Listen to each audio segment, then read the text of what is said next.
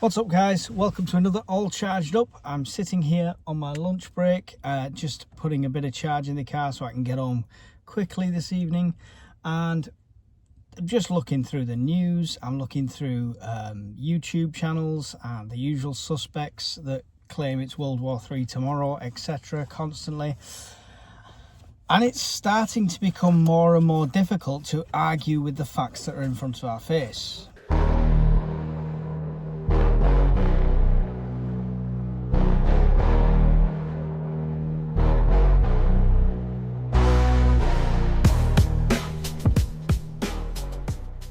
It's starting to become more difficult to be an optimistic prepper, an optimistic person in general in this current climate.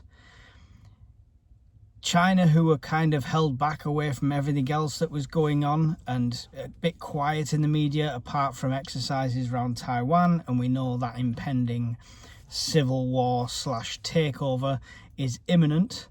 And maybe they were just waiting for a larger distraction like the USA and Iran to then pull the trigger on that, and now getting pulled directly into a conflict with the United States. Now, the war as it stands is a trade war. So tariffs were the first step, of course, then retaliatory tariffs and so on and so forth, to the point now where they've closed off negotiations with the Chinese, and they've said they're refusing meetings. So they're in a direct trade war. This is going to massively affect pockets around the world, shop prices, and I don't just mean buying cheap Chinese goods from direct Chinese websites like Temu and things like that, Wish, whatever. But it's also going to be directly reflected on regular stores. People in America are going to see massive price hikes in places like Walmart. And think of everything that is coming in from there suddenly going up by 50-60%. Because as much as some companies may take a bit of the hit, they're not going to take the majority of it. That's going to have to be passed on to the consumer. Supermarkets are already starting to jump on this and already starting to increase prices. For me, they use it as an excuse to do that. They'll maximize what profits they can in this short period of time before the cost to them does actually increase. So we're going to start seeing price rises, and this is not from tomorrow, this is not from next week, this is from right now.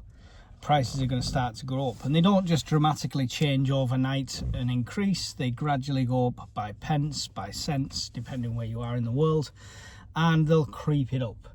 And then every so often there'll be a special offer and it'll look like it's come down in price, but it's actually more expensive than it was in the first place. So we're going to see this reflected across everything. Now, the benefits of being a prepper with any sort of long-term storage at this stage is you can still take advantage of offers and bulk buying if you've got the staples already that you've paid for at a much less price. Yeah, you don't have to get the same stuff week in, week out for your shopping, because you can use your preps in certain places and top them up with special offers, bulk buys, wholesale, etc. And if you're new to prepping, you can still do this.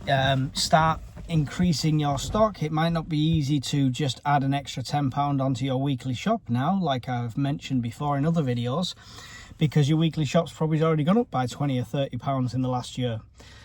So maybe just looking at special offers when it's like in bulk and increasing that. So there's an offer on beans, for example. Usually you buy 4 cans every week, say. There's a special offer on, so you get yourself 8, 12, 16, something like that, and build up little stashes of that till you can build up a pantry that's a decent sort of range of food, and food that you actually eat. So it's not too late to start prepping. So I'll never say it's too late to start prepping. If you started prepping today and it all kicked off tomorrow, you will still be slightly more ahead than you were the day before. So it's never too late to start. Don't let the fear get hold of you. Don't go and overspend. Don't go and spend your entire rent check on cans of beans, band-aids and bullets, because at the end of the day, society is going to carry on the way it is right now. These escalating wars will have knock-on effects. The biggest knock-on effect for us in the UK, I can see, apart from prices and fuel, which we could see a shortage of as well, is going to be our brittle power grid. I'm saying that while sat here charging a vehicle. So it's going to affect me massively as well. Now, we could start to see the need for scheduled power outages. There's ways of doing this that doesn't affect the people in general. We could move to a 4-day working week in a lot of offices, and then the power's not used on that 1-day week. That saves a little bit there. But I think to the extreme, we are going to see power going on and off and on and off. That puts more of a strain on the infrastructure that's in place, an infrastructure that is quite dated now. And we could see, oh, you've got a scheduled power outage for 3 hours on Thursday night, and then come Friday morning it's still not on because the turning on and off constantly has affected the system. Now, everyone seems to know about this, and they're talking about stocking 72 hours worth of supplies across all of Europe, apart from the UK. However, we do have a preparedness website in the UK. They have mentioned it in the past, but it's not got massive coverage. Yeah, so this is why it's not really popular. It's not like leaflets coming through the door and stuff like that. It's why preppers like me still get grilled for going public, because I shouldn't do that. It's a terrible thing. But we need to get everyone a bit more prepared, just generally, because it'll stop panic buying, it'll stop chaos, it'll stop casualties, injuries, and potentially death. Might sound extreme, but it's true. You're not ready for a power outage in any way, the home suddenly becomes a very dangerous place. So we need to be ready. Now, I think the government knows this. I genuinely think they know this. They've seen every other European government do it, and they know they need to. However, they don't want to cause a panic. They don't want to affect our already brittle food system. That potential strikes with the farmers is going to knock out our bread supply as it is. It could really make things bad in certain places. So they're doing it through third parties, is my opinion. There has to be a reason.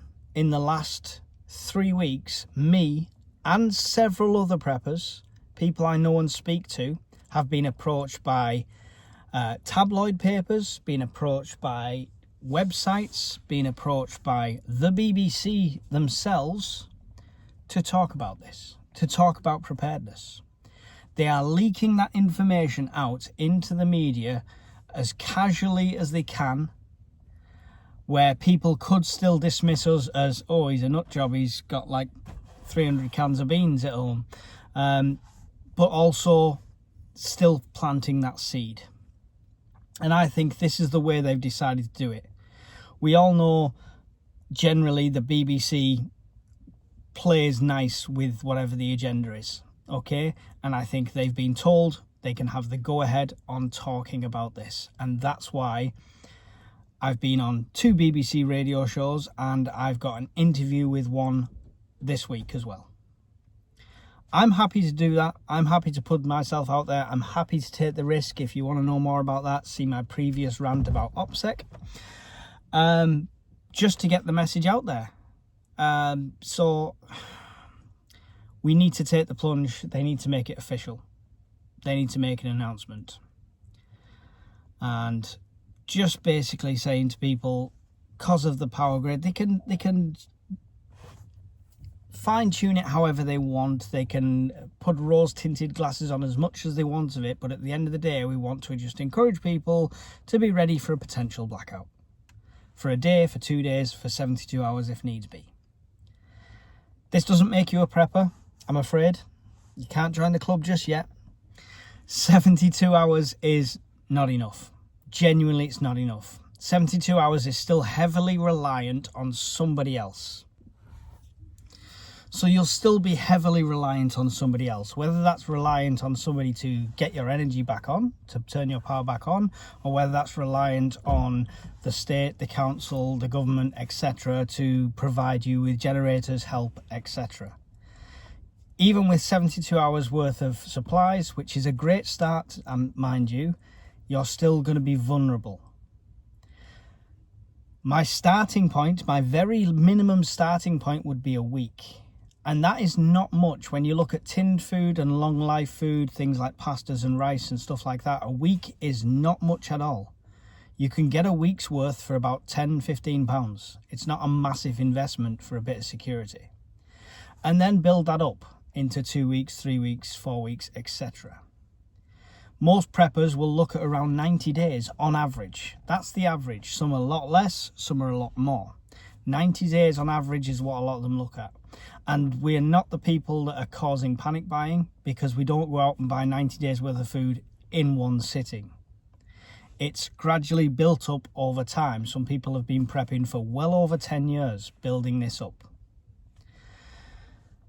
So the government needs to take the stand and tell us to prepare. They need to produce more than just a website that gets 2 minutes of airtime on morning TV at some point. It needs to be rolled out. It needs to be a campaign, you know, similar to the slow down when you're driving campaign adverts that you see everywhere. People are not as exposed to adverts on TV as they used to be. Lots of people watch media like this. Stick YouTube adverts on.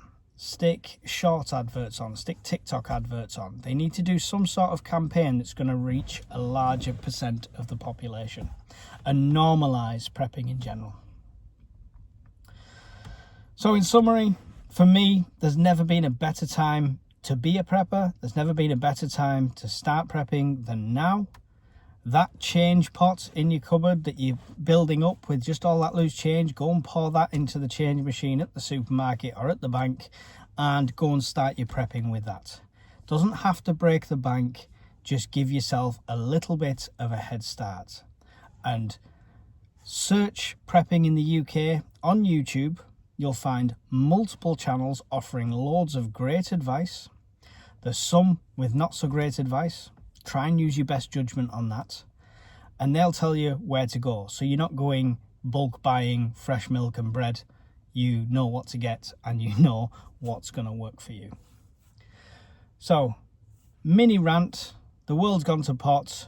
What the hell's going on with all these tariffs? Why put them in place and then not allow negotiation from a big nation like China unless it's to antagonize? I don't know what's going on. I feel like we're on the edge of something major. I'm being very vigilant. So should you. And start prepping in the UK and start making prepping the normal in the UK, like it used to be.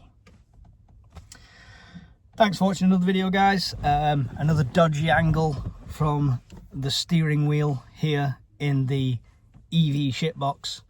And we're about charge now, so I'm going to head back to work. Thanks for watching. Don't forget, like, subscribe, all that wonderful stuff. All the links are down below, and I'll see you in the next video. Goodbye.